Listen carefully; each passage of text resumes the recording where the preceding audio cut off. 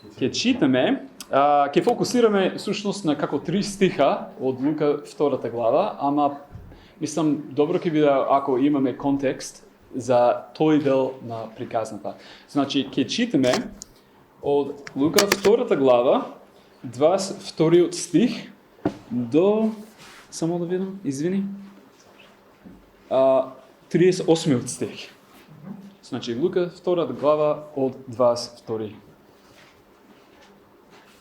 И кога се навршија деновите на нејзиното исчествување според Мојсеевиот закон, го донесува во Ерусалим за да го принесат пред Господ, како што беше напишано во Господовиот закон. Секој првородено машко да му се посвети на Господ и да се принесе жртва, како што е речено во Господовиот закон, 2 гугутки или 2 голаба. И ете, во Ерусалим живееше по име човек Симеон. И тоа човек праведен и побожен, која чекаше Израеловата утеха, а Светиот Дух беше над него. Нему, преку Светиот Дух, му беше кажано дека нема да види смрт, се додека не го види Господовиот помазаник. И воден од Духот, дојде во храмот. И кога родителите го внесоа детето Исус, за да го извршат врз него обичајот на законот, го зеде во своите раце, го благослови Бога и рече: Сега, Господаро, го отпушташ својот слуга во мир според твојот збор, зашто моите очи го видеа твоето спасение, кое го подготви пред лицето на сите луѓе, светлина за откровение на народите и слава на твојот народ Израел. И Јосиф и мајка му се чудеа на она што го зборуваше за него. Симеон ги благослови и рече на мајка му Марија: Еве, овој е определен да собори и да подигне мнозина во Израел и за знак на кој ќе му се противат. А тебе самата, мечка ти ја проводи душата, за да се откријат мислите на многу срца. Тамо беше и пророчицата Ана, керката на Фануел, од Ашеровото племе. Таа беше во многу напредната возраст, во бракот беше проживеала со мажа си 7 години. А како вдовица до 84-та година не го напушташе храмот, служејќи со постови и молитви дење и ноќе. И во истиот час се појави таа, благодарејќи му на Бога и им зборуваше за детето на сите што го очекуваа избавувањето на Ерусалим. Супер, фала ти, Никола. Всушност, пак ќе кажем како однапред, дека ќе фокусираме денеска само на приказната на Ана, ама добре што да имаме контекст како за целата приказна и што прават Марија и Јосеф во храмот. Чекањето е голем дел од нашите животи. Чекаме на автобуска станица, чекаме во ред во продавницата, чекаме на ред за во тоалет. Во мој кој е многу пати. Каде и да одиме, што и да правиме, чекањето е неизбежен дел од животот. Никогаш нема да заборавам една бајка што ја прочитав како дете. Еднаш едно момче беше уморно од чекање да дојде неговиот роден ден. Момчето посака да може да ги прескокне неколкути месеци чекање и да стигне до големиот ден, за да може да ги отвори подароците и да јаде торта. И еден ден момчето наидува на магична книга. Книга што му овозможува да скокне напред во животот. Момчето ја сваќа својата среќа. Сега може да скокне напред до следниот роден ден. Токму така просто. Единствениот проблем е што откако момчето ќе скокне напред, никогаш повеќе не може да се врати назад. Земајќи ја книгата во своји раце, момчето брзо скока напред до следниот роден ден. И каков ден е тоа? Тој слави со своите пријатели, ги отвора подароците и јаде торта. Но кога денот завршува и понеделникот повторно доаѓа, момчето нетрпливо ја посакува следната возбудлива работа. И следната. Отпрвен мислеше дека може да чека за што и да е, но магичната книга како да му фрли магија. Изгледа дека повеќе не може да чека за ништо. Па тој скокна напред до Нова година. Потоа до летниот распуст, следниот роден ден, 18-тиот роден ден, првиот автомобил, првиот бакнеж, својата свадба, денот кога му се родило првото дете, денот кога неговото дете се оженило, денот кога станал дедо и така натаму. Книгата скока од еден настан на друг. И на крајот момчето одеднаш сваќа дека јако е на крајот од својот живот, во реалноста доживеело само неколку дена. Секако можноста за скокење напред го направи неговиот краток живот возбудлив, но тој сваќа дека животот е нешто повеќе од само важните денови. Додека размислуваше, момчето сваќа дека го потрошило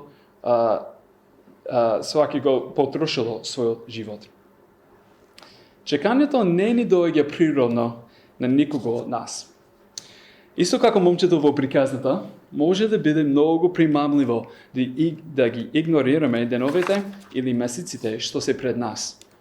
Перењето алишта, капењето и хранењето на децата, пазарувањето на пазар. Истражувачките проценуваат дека луѓето во просек чека во ред околу 6 месеци од животот, што излегува дека се околу 3 цели дена по годината. Тоа е многу. Духовно кажано, дали некогаш сте се запрашале зошто Бог не ни носи на небото, кога ќе одлучиме да го следиме Исус? Така, зошто не остава тука на земјата? Би сакал да тврдам дека чекањето е всушност возилото што Бог го користи за да не направи луѓе какви што сака да бидеме, луѓе на царството. И тоа е затоа што времето поминато во чекање има вредност. Неколку примери. Потребни се 9 месеци за бебето да расте во утробата на мајка си. Постои добро причини зашто децата учат да пливат пред да скокнат во базенот. Постои вредност во чекањето, иако во нашите духовни животи таа вредност често не е скриена по патот. Во оваа божикна сезона, за нас е 25 декември, почнам полека и полека да размислувам за Божика, ама знам за вас дека е маца подоцна. Ама во оваа божикна сезона, за нова година е све, додека повторно чекаме за раѓањето на Исус, корисно е да се осврнеме на животот на една личност во писмото која е поминала долго време чекајќи го Бог. Се викала Ана. И незината приказна е тука во Лука 2 глава. Незината приказна е богата со фасцинатни детали, од кои неколку ќе разгледаме денеска, но главната поинта на незината средба со бебето Исус открива длабока вистина за нас. Бог ги користи времењата на чекање за да не подготви за неговото царство. Значи имам како 3 главни поинти тука и првиот е цел живот чекање. Приказната на Ана е вгнездена во приказната за еден човек по име Симеон, на кого Бог му ветил дека ќе го сретне Месијата пред да умре. Симеон се среќава со Марија, Јосиф и бебето Исус во храмот, како што читавме. Таму Симеон го прогласува Исус за Месија. Токму во средината на разговорот со Симеон, со Марија и Јосиф, Лука ја представува Ана. Првото нешто што го забележуваме за Ана е незиното име. За еврејски читатели, името Ана е ехо на Ана од Стариот Завет, мајката на пророкот Самуил. Како што читаме во 1 Самуил, првата глава, Ана била неплодна и не можела да има деца. Во своја мака, Ана му се обраќа на Господ. Господи, Семоќен Боже Саваоте, ако погледнеш милостиво кон поизноста на слугинката Твоја и се сетиш за мене, и не ја заборивиш слугинката своја, и дадеш на слугинката своја машко дете, јас ке му го посветам на Господ до денот на неговата смрт. Бог ја слушнал молитвата на Ана и таа добила син, кога потоа го посветила на Бог во храмот. Самуил пораснал во храмот и подоцна станал еден од најпознатите пророци во историјата на Израел. Тој дури го помазал и кралот Давид подоцна во животот. Значи, исто како што Ана го посветила Самуил на Бога, туку во наша приказна Марија сега го представува Исус во храмот. И исто како што Самуил пораснал во храмот, така Исус малку подоцна, мислам во следната приказна тука во Лука, Исус им каже на родителите, не знаевте ли дека морам да бидам во куќата на мојот татко. Значи, преку приказната на Ана, гледаме дека Исус е новиот Самуел, испратен да го води Израел кон спасение и слобода. Следниот детал, што Лука ни го дава за Ана, е дека незиниот татко, се викал Фануел. Фануел, што значи лицето Боже, на хебрески, го подсетува на местото каде што Јаков се борил со Бога, Пенуел, од Битие 32 глава. Фануел, како и Јаков, укажува на народ што се бори со Бога. Ова значи не секако се совпаѓа со представувањето на Лука за борбата на Ана, кој живееле како вдовица речиси целиот свој возрасен живот. Но таа е исто така символ на незиниот народ, фала. Израел, кој од секогаш се борил со Бога, почнувајќи од Адам и Ева, па се до последните кралеви пред да дојде Исус, Ана, ќерката на Фануел, е слика на израелците во нивното чекање и копнеж по спасение. И кога Ана го гледа бебето Исус, таа навистина го гледа Фануел, лицето Боже, кој доаѓа на земјата како спасител на Израел. Јован 1 глава, 18 стих вели: Бога никој никогаш не го видел. Еднородниот син, кој е во пазувите на Отецот, тој го објави. Исус е Фануел, лицето Боже. Кога го гледаме Исус, го гледаме Бог. Значи Ана не учи да гледаме кон Исус. Третиот и последен детал од приказната на Ана е дека таа е од племето Асир. Историјата на ова племе не е сретна. Подсетете се дека првично имало 12 племиња на Израел, но дека 10 од тие племиња се отцепиле од царството Јуда за време на Јеровоам. Асир бил едно од овие 10 неверни племиња, живеејќи во речиси постојана состојба на идолопоклонство и граѓанска војна против Ерусалим. 2 века. На крајот Асир исто така станало едно од 10 изгубени племиња на Израел, однесети во прогонство од асирците во 722 година пред наша ера. Фактот дека Ана припаѓа на племето Асир тогаш е потсетник на скршеното минато на Израел. Народот не е бил секогаш верен. Но, оно што е неверојатно тука е дека Ана од Асир е вратена каде? Во Ерусалимскиот храм. Токму таму каде што Асир од секогаш требало да биде. Не е оддалено од Бог, не е во граѓанска војна, тука повторна цела. Ана е прекрасен подсетник дека Бог е во бизнисот на враќање на оно што е изгубено. И во историјата на Израел, и во нашите животи. Ако Бог може да го врати Асир, Бог може да врати се. И всушност тој сака да ги врати сите луѓе на секаде преку Спасителот Исус Христос. Значи, овие детали за животот на Ана се патокази за нас, кои не подсетуваат на пророштвата дадени низ историјата на Израел, дека Месијата е на пат. Тоа дека Ана чека во ова приказна, таа го символизира долгото чекање на Израел за Месијата, нивната скршеност и нивната длабока желба за целосност. Исус е, и сега конечно гледаме во Ана дека Месијата дошол, а неговото име е Исус. Исус е новиот Самуел. Исус е лицето Боже. Исус дојде да ги обедини и евреите, испратени од Израел, и незнабожците, испратени од Едем. Целото грешно човештво под едно знаме на милост и благодат. Исто како што случајните детали во живот на Ана се забележени од Бог, така и деталите во нашите животи се видени од Него исто. Тој ве знае по име. Тој ја знае вашата семена историја и од каде потекнувате. Кој сте и каде сте биле е важно за Него, бидејќи Тој ги користи овие работи во нашите животи, за да не доближи до себе. Како ве создал Бог? Која е вашата приказна? Додека вие го гледате лицето Боже, ова Божек, како е вашата приказна завршена во Исус? Број 2. Божествена средба. Секако Ана беше нешто повеќе не е само символ, ама нещо повеќе од символ на Израел. Таа беше вистинска личност, кој живееше вистински живот во Ерусалим во времето на Исус.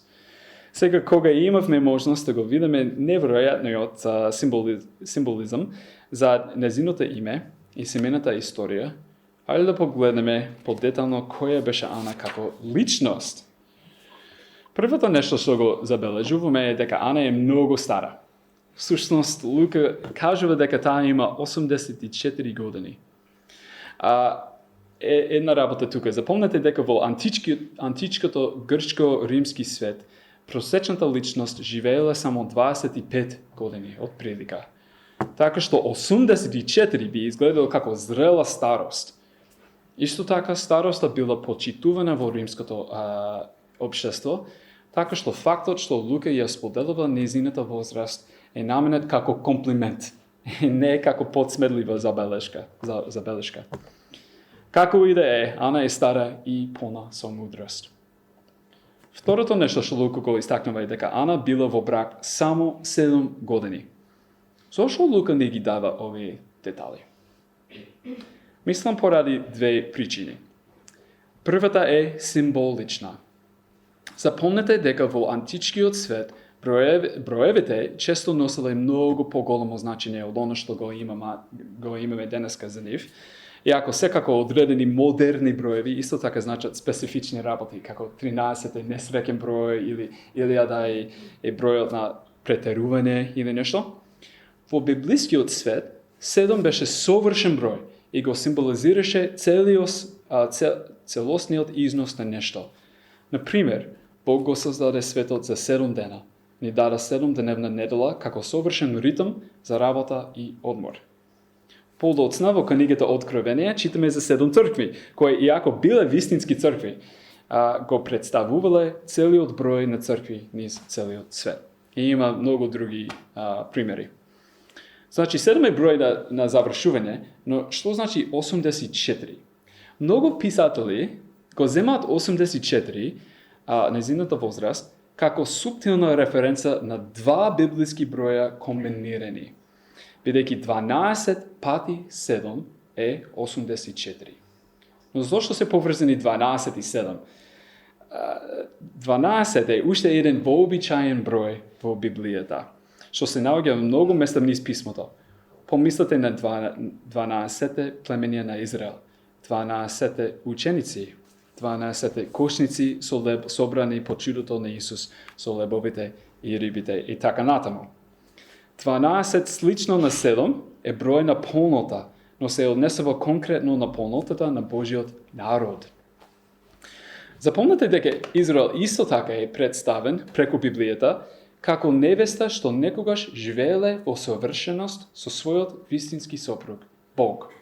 Но дека Израел потоа падна во грев и го изгубил својот сопруг. Разведен од Божјото присуство, Израел такол во пустината, чекајќи го времето кога Бог ќе ги среде работите. И сега конечно дојде времето. И во староста на Израел, на животот на сите луѓе, Бог конечно се појавил на цената за да ја спаси својата невеста. Преку броевете 12 и 7 тогаш Лука ни кажува дека Исус дошол во вистинско време за да го спаси целосно и Божиот народ и Ана. Значи, кој настани во вашиот живот ја покажуваат совршената грижа на Бог и неговата реакција во право време. Секој од нас има различни приказни, но Бог работел и ги организирал настаните и деловите од нашите животи, за да можеме да го најдеме и да го запознаеме. Може би беше нешто тажно или може би нешто радосно, што ве инспирираше да му се обратите на Бог како на прв пат. Може би беше еден збор изговорен во разговор. Ако некој ве праша како го сретнате Исус, што би рекле? Вреди да одвоите време да размислувате за ова прашање и да препознаете како Бог зборувал во вашиот живот и во минатото и сега. Оваа координација од страна на Бога малку ме потсетува на тоа како се запознавме јас и Кейла. Ако моето семејство беше од Нью Йорк, а семејството на Кейла беше од разни други места во САД, некако двајцата пораставме во истото мало градче со околу 20,000 жители во средина на никаде во Џорџија. Како се запознавме, никогаш нема да знам, но многу ми е мило што Бог не спои. Секако. Но Бог користи тешки работи за да не доближи до себе. Откако се преселавме тука, 20 тинеџери од нашата домашна црква во Јужна Каролина трагично почина. Едниот од сообраќајна несреќа, а другиот од напади. Неверојатно е тажно да се гледа како се случува ова, а првото прашање е зошто Боже, зошто ги зеде? Сите сме виделе трагедија и немам лесни одговори. Но знам дека тоа е под контрола и го користи тоа за наше добро, а тоа го гледаме многу јасно во тешкиот живот на Ана. Втората причина зашто Лука споменува дека Ана живееле како вдовица до 84 години е да покаже дека животот на Ана не е бил лесен. Помислете, Ана била во брак 7 години од времето кога била девица, можеби кога имаше околу 14 години понатака, а потоа била вдовица 63 години, тоа дека не е наполнила 84. Ова е некој што претрпал многу во животот.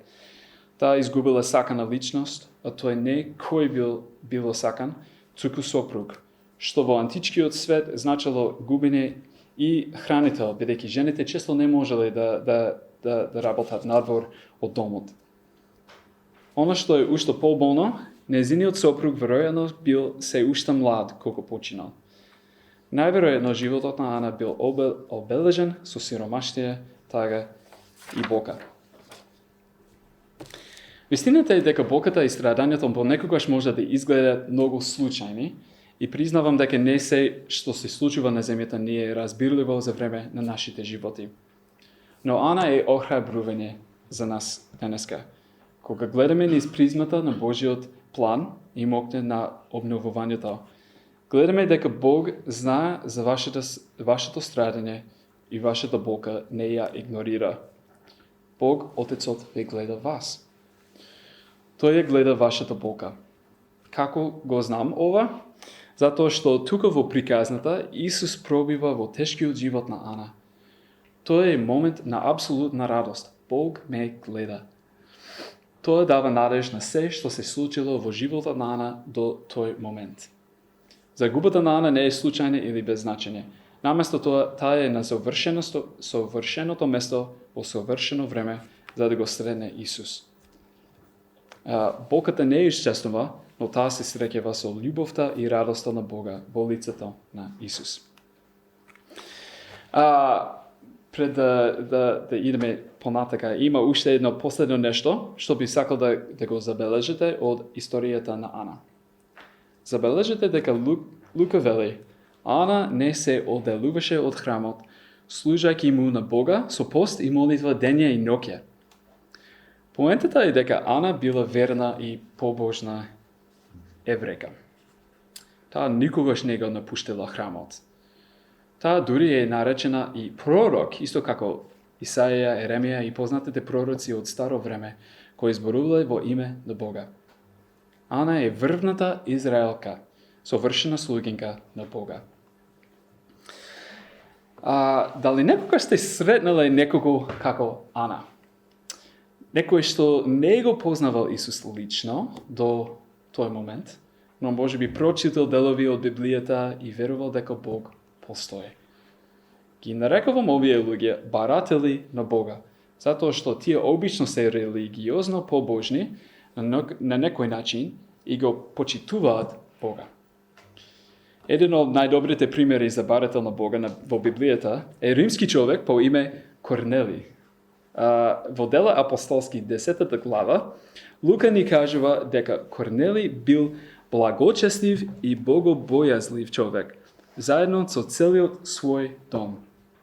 И изобилно му даваше милостина на народот и секогаш му се молеше на Бога. Неколку работи за Корнели. се издвојуваат од оваа приказна. Прво, тој е богобојазлив човек, кој се обкружил со други богобојазливи. Второ, тој дава на сиромашните и се моли. И сепак, за целиот свој религиозен напор, тој не го познава Исус од прва рака. И затоа ангелот му вели да го најде Петар, кој доаѓа во куќата на Корнели и му ја покажува добрата вест за Исус. Ана тогаш е исто како Корнели, служајќи му на Бог дење и ноќе, почитувајќи ги другите барачи на Бога, како неа, и поминувајќи го времето во пост и молитва. Незиниот живот е слика на она што грешниот Израел од секогаш требало да биде, по постојана љубовна врска со Бог. И забележете во стих 38, како Ана, барателката на Бог, толку брзо ја слуша и ја разбира добрата вест кога ќе ја чуе. Многу ми е интересно овој дел. Таа дојде токму кога Симеон разговараше со Марија и Јосиф и почна да го фали Бог. Исус дошол во вистинско време во животот на Ана. Но Ана била подготвена и го чекала. Всушност, таа го живеела својот живот очекувајќи тој да се појави. Додека Богата и страдањето, што веќе малце зборувавме за тоа, додека Богата и страдањето ги свртуваат некои луѓе против Бог, Ана го насочила своето страдање кон Бог, дозволувајќи му да работи во и преку незиниот живот и покрај незината слабост. Овде, мислам, е многу важна поента. Искушението со секој вид страдање е Бог да го држиме подалеку. Кого е подобро да обвинуваме од Бога, кога работите одат наопаку. Но оддалечувањето на Бог само не прави погорчливи, мислам. Наместо тоа свртете се и соочете се со Бога, со вашата Бога. Тој е доволно голем за да го прифати тоа и ве сака во тој процес. Самите исто се полни со искрена тага, каде што луѓето ја искажуваат својата болка пред Бог. Но исто како Ана, ние мора да избереме да ја се свртиме кон Бог со нашето страдање и не да му го свртиме грбот. Таа е подготвена да го види Спасителот затоа што незиното срце не го свртило против него. Каде сте вие во вашата прошетка со Бог? Може би сте како Корнели и Ана, чии животи беа подготвени и отворени да го примат Спасителот. Дури и ако го следете Исус целиот свој живот, важно е да го задржите истиот став на отвореност кон Бога. Или може би се чувствувате далеко од Бог, ладни и затворени. Може би се случило нешто болно и не му верувате на Бога. Немам никаков единствен лек за ова, а нема ни Ана, мислам. Наместо тоа, исто како Ана, одете кај Бог со вашата болка. Значи, број 3. Надежда и нината. Во Лука 2 глава, 38 стих, Ана се среќава конечно со Исус. Но Лука не ни дава детали за тоа како ова изгледало за Ана и како таа се чувствувала. Имаме многу детали од Симеон, од приказната на Симеон, малце претходно, ама нема ништо многу за Ана што мене ме интересира. Ако Ана го среќава Исус сосема неочекувано. Текстот едноставно вели дека Ана дојде токму кога Симеон разговараше со Марија и Јосиф и почна да го фали Бога. Но почекајте. Зошто таа почна да го фали Бога? Мислам, ги сакам бебините како повеќето луѓе, но најчесто не почнувам да пеам кога ќе видам бебе. Извини, Јаков, каде иде? Единствената трага што ни е дадена е референца кон приказната на Симеон, кој вели пред ова, и веќе го читав, ама ќе читам пак. Сега го опуштиш својот слуга во мир, владико, според твојот збор. Зашто моите очи го видува спасението твое, што си го приготвил пред лицето на сите народи. Светлина за просвета и незнабошнице и слава на твојот народ Израел. Значи, замислете дека овие зборови се уште одекнуваат во воздухот додека Ана поминува. И ако не знаеме со сигурност дали го познавала Симеон или не, знаеме дека Ана постојано била во храмот и била свесна за оние кои се со исчекување чекале Бог да го спаси Ерусалим. Незиниот духовен радар бил вклучен. Таа била внимателна на Божиот глас. Ана била подготвена и чекала да за каков било знак дека Месијата дошол. Јавното соопштение на Симон би го привлекло незиното внимание како нешто необично, нешто надвор од вообичајното на незината секојдневна рутина. Повторно, ова ни го кажува отвореното срце на Ана, кој било подготвено да прими што и да е од Бог. Но мислам дека ни каже уште една работа тука. Би сакал да тврдам дека Ана го познавала Стариот Завет толку добро, што кога ги слушнала зборовите светлина на народите и слава на Израел, таа застанала во место и слушала. Таа знаела дека ова се клучни зборови директно од пророците од старо време. Причината зошто ова е важно е едноставна. Ако не ја познаваме нашата Библија, нема да знаеме дали она што го слушаме е од Бог или не. Ана ги знаеле пророштвата за Исус толку добро, што требало само да слушне дел од разговор помеѓу непознати луѓе, за да свати што се случува. Таа е толку во склад со Бога и го познава писмото толку добро, што дури и случаен разговор го привлекува нејзиното внимание. Фалсификуваните пари од секогаш биле голем проблем во Америка, иако не знам како е тука во Европа или во Македонија. Пред компјутерска технологија имало одредени луѓе кои биле обучени да фаќаат лажни пари во оптек. Овие експерти никогаш не поминувале многу време, проучувајќи ги лажните пари, туку поминувале многу време со вистински пари. Тие допирале вистински пари. Тие ги испитувале. Тие ги држале и ги чувствувале. Зошто? Затоа што со толку многу интеракција со вистинската работа, овие луѓе можеле да ја препознаат разликата меѓу вистинската работа и фалсификатот само со допирање на банкнота од $1. Значи, прашањето за нас. Колку добро ја познаваме Библијата?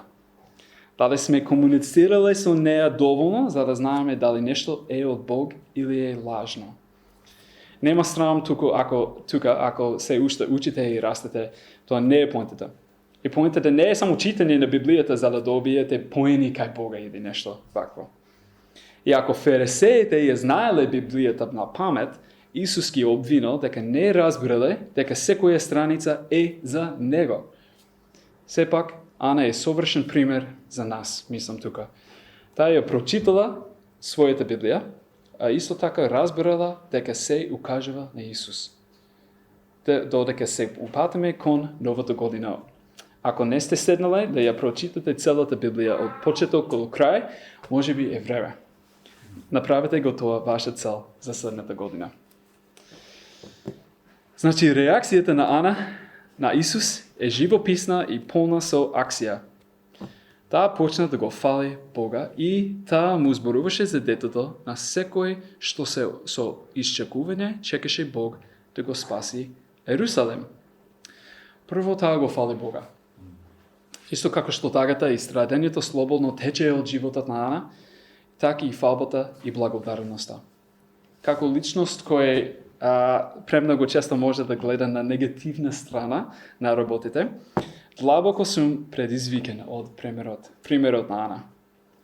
Толку е лесно да се заглавиме во жалење за ова или она, но погледнете длабоко во лицето Боже и насмевката што ќе најдете, тамо е противотров за горчина. Другата работа што ја прави Ана е да почне да зборува, и ако не разговара со секого што ќе го сретне. Интересно, таа се фокусира конкретно на оние што се што со исчекување чекале Бог да го спаси Ерусалим. Овие луѓе се, мислам, пак ќе зборуваме малце за баречи, овие барители на Бог. Они чии срца исто така биле во склад со тоа кој е Бог и која е целта на Бог. Исус вели нешто многу слично низ Евангелијата. Кој има уши да слуша, нека слуша.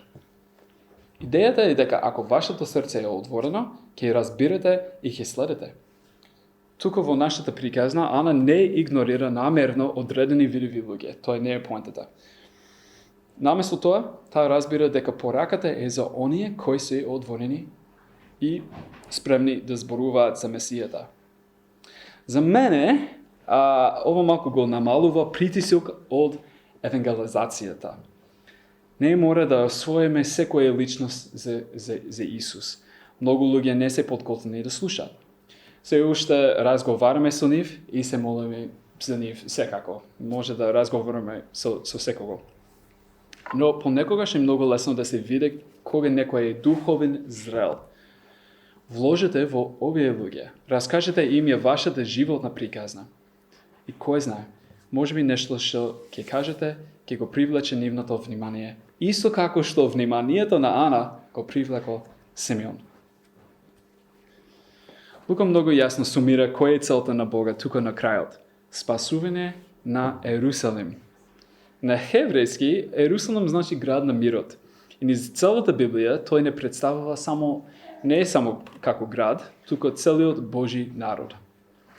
Лука не вели дека планот на Бога е буквално да спаси само еден град на Блискиот Исток, или дури дека планот на Бога е само да спаси евреите. Туку поентата е дека Бог ќе ги спаси сите оние што се подготвени и чекаат како Ана. Останува две кратки прашања за нас. Прво, дали сте го сретнали бебето Исус испратено да ви спаси? Ако не, придружете и се на Ана денес и погледнете длабоко во лицето на оно што ви сака. Помолете се Исус да ви се открие. Бидејќи планот на Бога бил да го испрати Исус токму поради оваа причина, не треба да се плашите дали Бог ќе каже не. Тој копне да го најдете.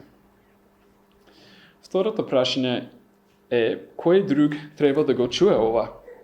Забележете колку брзо Ана се движи од фалење на Бога до кажување на другите. Дали таа ја разбира целата приказна? Мислам не, се уште не. Дали ги има сите детали поред? Не. Но важно е дека го сретнела Исус. Тоа е доволно. Таа само го споделува своето искуство. Го сретнав Исус, а можете и вие. Значи, кој може да каже за вашето искуство со Исус? И на крај, чекањето на Бог не е лесно. Но чекањето нема да трае вечно. И ова е, мислам, надежта што доаѓа многу јако од текстот тука. Ветувањето на Исус е дека вечниот живот започнува сега. Што значи дека дури и кога нашите тела ќе остарат и ќе умрат, ние ја имаме вечната надеж дека ќе бидеме со Бога во Неговото царство за секогаш. Ана го виде сето ова во лицето на Исус. Ете зашто таа беше толку радосна дури и во својата старост. И неверојатно, тоа дека чекаме од оваа страна на небото и земјата, Бог чека и Тој чека да направи се ново. Чека да ни даде нови тела, кои никогаш нема да се истрошат или да умрат. Затоа што, како Асир, ние сме се уште во екзил. Ние сме далеку од дома. Но, ова состојба нема да трае вечно. К.С. Луис вели, во моментов ние сме надвор од светот, на погрешната страна од вратата. Ја забележуваме свежината и чистотата на утрото, но тие не прават свежи и чисти. Не можеме да се измешаме со сјајот што ја го гледаме. Но сите листови од Новиот Завет ја шишкаат веста дека нема секогаш да биде така. Еден ден, ако Бог даде, ќе влеземе. Во исчекување на новата година и Божек, приказната на Ана ни кажува дека еден ден чекањето на вистина ќе заврши. Дека ќе дојде вистинската нова година и дека Бог ќе не чека со расширени раце како добар татко. Во вистинско време ќе погледнеме во неговото лице и ќе ја видиме полнотата на сите работи исполнати со неговата љубов.